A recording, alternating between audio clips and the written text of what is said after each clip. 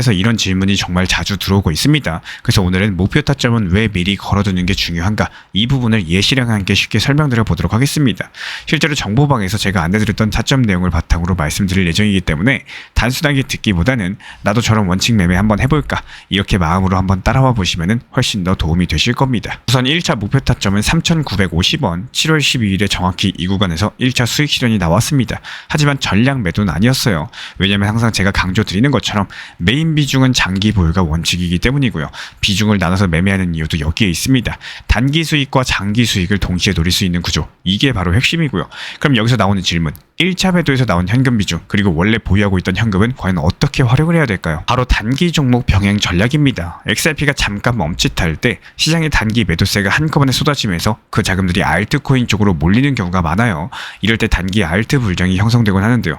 바로 이 타임을 활용을 하시라는 겁니다. 저희가 정보방에서도 안내드렸었지만 이런 이유로서 업비트와 알트 타점 분석을 병행을 하는 거고요. 그렇다고 XRP를 추가로 안 살까요? 전형 정보방에서 이미 안내를 드렸던 것처럼 알트 타점에서 수익을 챙긴 이후에는 다시 XRP 쪽으로 시선을 돌려야 될 시점이 분명히 옵니다. 지금처럼 단기 고점에서 조정을 받을 구간, 이럴 때 미리 매수 타점을 설정을 해두시는 거고, 시장이 조정받을 때 그때가 새로운 기회가 될 겁니다. 여기서 꼭 드리고 싶은 말씀은요, 오늘 시장이 급등한다고 해서 오늘 못 샀다, 그렇다고 조급해 하실 필요가 없다라는 거예요. 생각보다 기회는 자주 온다라는 거. 여기서 중요한 거는 그 기회를 어떻게 준비된 자세로 기다리느냐, 이 태도겠죠.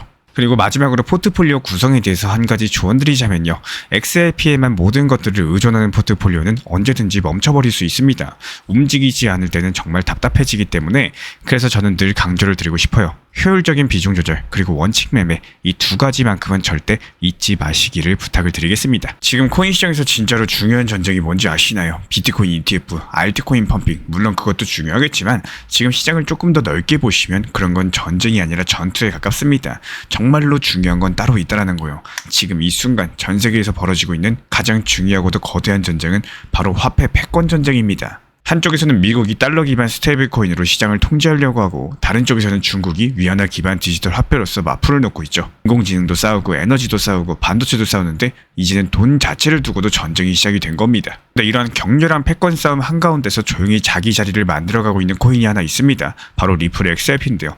어느 한쪽에 줄을 서지 않고 누구에게도 종속되지 않으면서 양쪽을 연결하고 있는 역할을 맡고 있는 자산이고요.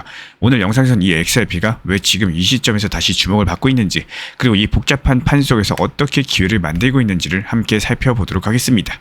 얼마 전에 미국에서 하나의 법안이 통과됐습니다. 이름이 지니어스 액트고요. 겉으로는 스테이블 코인을 제도권으로 끌어올리겠다라는 법이라고 발표를 했죠. 표현도 되게 그럴듯한데, 투자자 보호하겠다, 건전한 발행 기준 만들겠다, 이런 얘기들이 붙어 있습니다. 근데 그 안을 뜯어보면은 얘기가 완전히 달라진다라는 거. 이자 지급이요, 금지입니다. 준비금 100% 달러 자산으로만 인정이 됩니다. 그 외에는 안 된다라는 거고, 결국에 이건 스테이블코인 시장 전체를 미국식 기준으로서 틀어막겠다라는 법입니다. 미국이 인정한 자산만 쓰면서 그 외 자산은 스테이블코인 담보로도 못 쓰게 하겠다라는 거죠.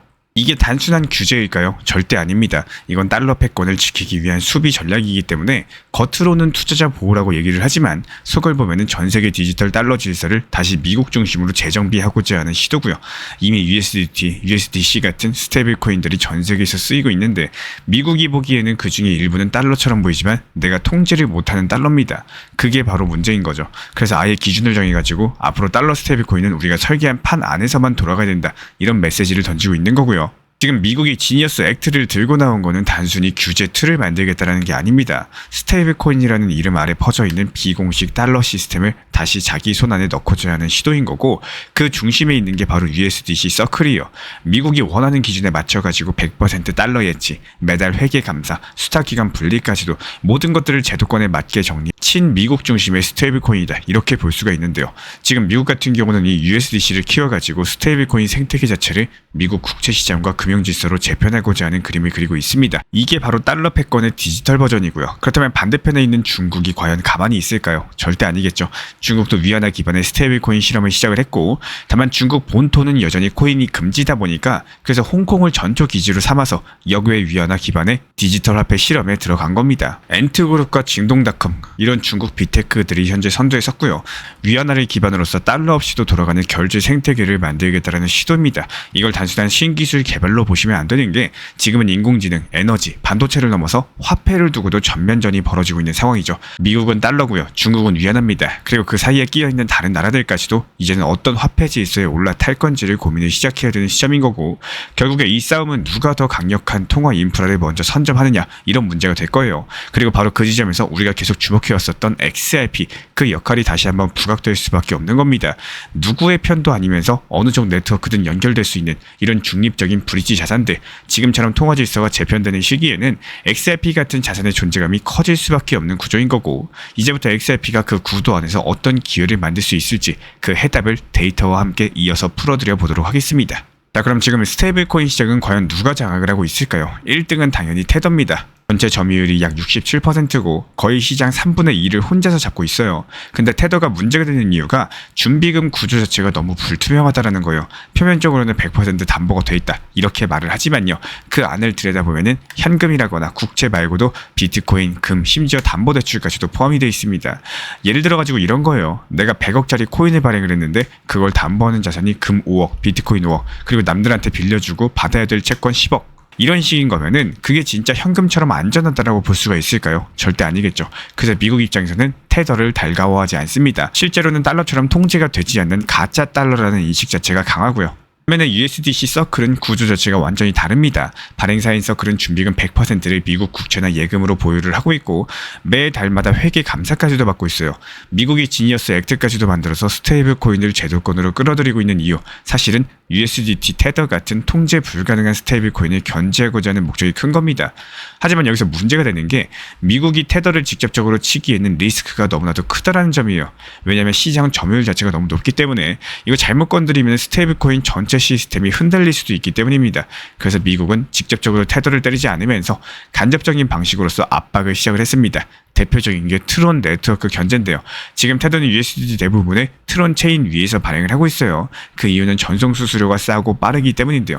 하지만 트론은 미국 입장에서 보면은 규제 바깥에 있는 불편한 존재입니다. 그래서 만약에 미국이 트론 체인을 겨냥해가지고 제재를 걸거나 글로벌 은행이나 거래소에 트론을 통한 입출금 제한을 걸기 시작을 하면요, 그 영향은 고스란히 USDT로서 튀게 되는 구조입니다.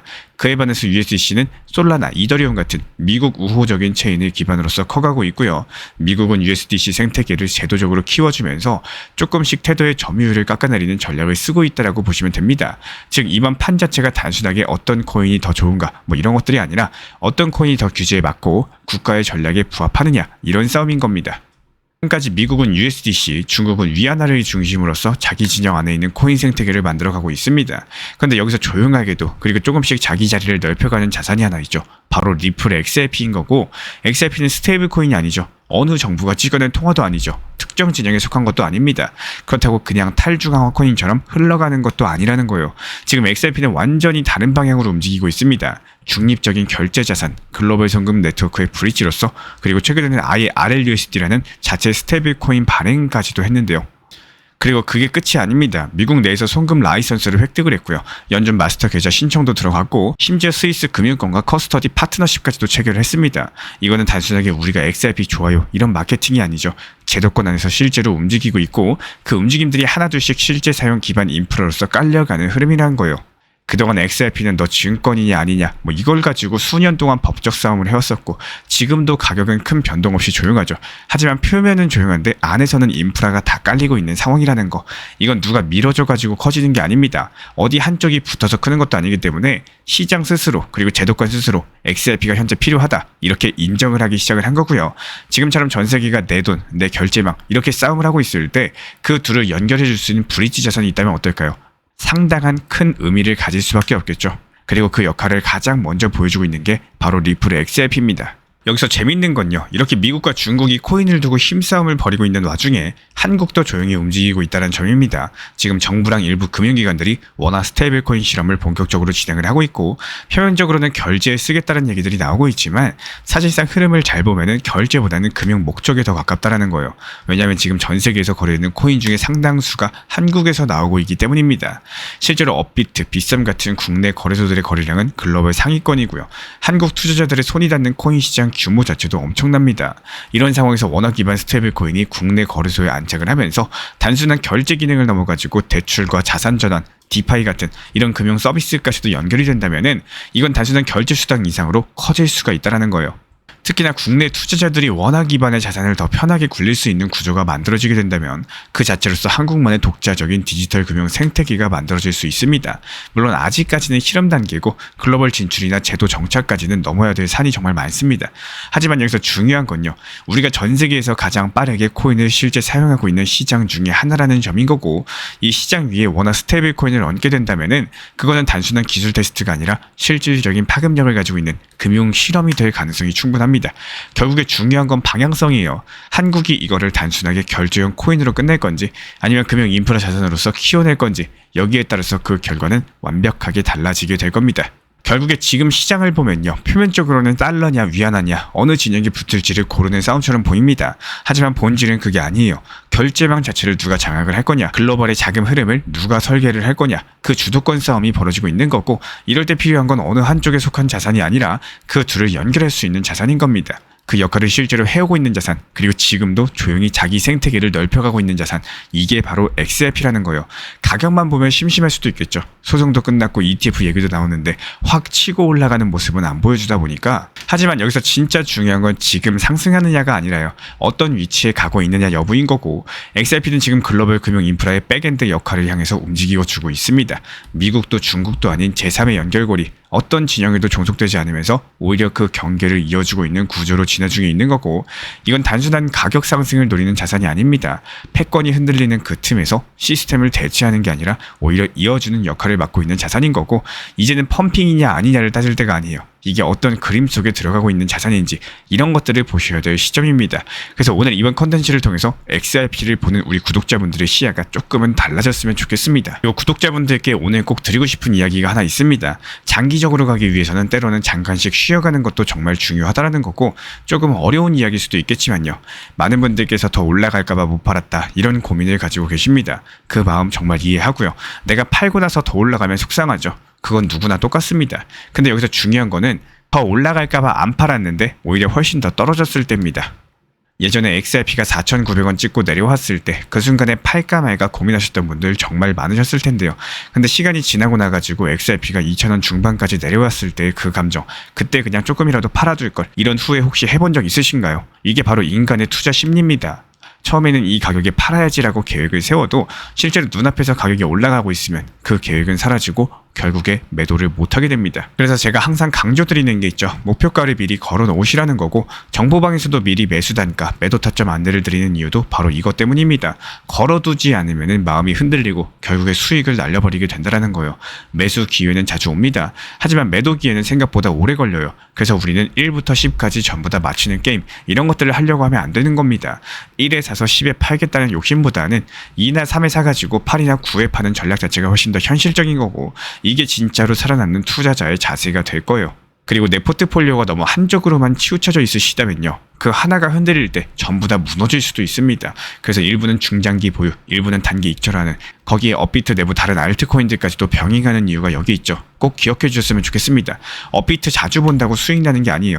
하루에 1분, 2분만 쳐다봐도 괜찮습니다. 목표가만 미리 걸어두시면 훨씬 더 건강하고 안정적인 매매가 가능하기 때문에 우리 구독자분들의 꾸준한 수익과 마음의 평화를 진심으로 응원드리겠습니다. 레이플 XRP 투자에 있어서 이제는 투트랙 전략이 반드시 필요해지고 있습니다. 무턱대고 몰빵하거나 반대로 또 손 놓고 기다리는 시대는 끝났어요. 첫 번째 트랙은 매달 분할 매수하시면서 시장이 빠지든 말든 일정 비중으로서 리플을 꾸준히 모아 나가시는 겁니다. 이거는 시간과 리스크를 분산할 수 있는 가장 효율적인 전략인 거고, 그리고 두 번째 트랙은 남은 현금 비중으로 알트코인 단타로서 굴려나갑니다. 수익이 나면은 그거를 다시 리플에 재투자하시면 되는 거고, 이게 바로 수익을 만드는 순환 매수 전략이 되실 거예요. 그런데 여기서 중요한 거는 단타 하실 때 조심하셔야 되는 거예요. 단타 매매 중독되면 끝장입니다. 이 매매 중독을 절대 조심하셔야 되는 거고, 예를 들어 가지고 시장이 과열인데도 지금 아니면 기회가 없다, 이런 조급한 생각에 RSI 지표가 이미 고점인데도 불안해서 또 들어가고 결국에 수익은커녕 손실만 쌓이게 되실 겁니다. 그래서 저희 채널 차원에서는 한 가지 원칙이 있습니다. 확률이 높은 날만 진입을 하세요. 그리고 시장 전체가 과매도 구간일 때,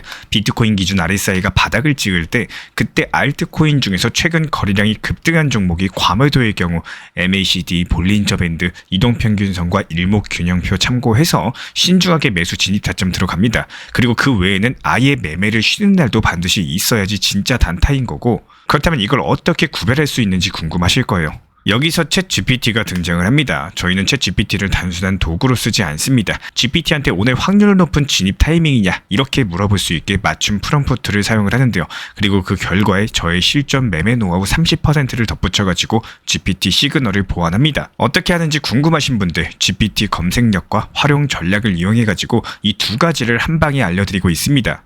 현재 보이시는 번호로서 리플 단타라고 문자 남겨주세요. 지금 이 영상 보신 분들에게만 오픈합니다. 그냥 GPT 쓰는 법이 아니라 투자로 연결되는 GPT 사용법 지금 바로 알려드리도록 하겠습니다. 제가 안내해드리고 있는 코인 신사 채널 멤버십 전용방에 대해서 짧게 설명드려 보도록 하겠습니다. 리플, 암호화폐 시장에 대한 중요한 이슈, 그리고 브리핑이나 시장의 흐름에 대한 전문적인 분석 내용 설명과 함께 차트상의 기술적 분석, 온체인 지표와 투자 심리에 대한 내용들을 같이 안내 도움드리고 있고, 가장 중요한 투자 심리를 컨트롤하기 위해서 포트폴리오의 구성에 대한 노하우, 투자 심리 컨트롤에 대한 내용도 같이 안내드리고 있습니다. 코인 신사 스터디 멤버십 가입하신 분들께서는 아래 번호 혹은 신청 링크 통해서 남겨주시면 제가 연락드리고 있고, 안내 설명과 함께 신사 채널 리플 전용 멤버십 방에도 입장 안내 설명드리고 있습니다.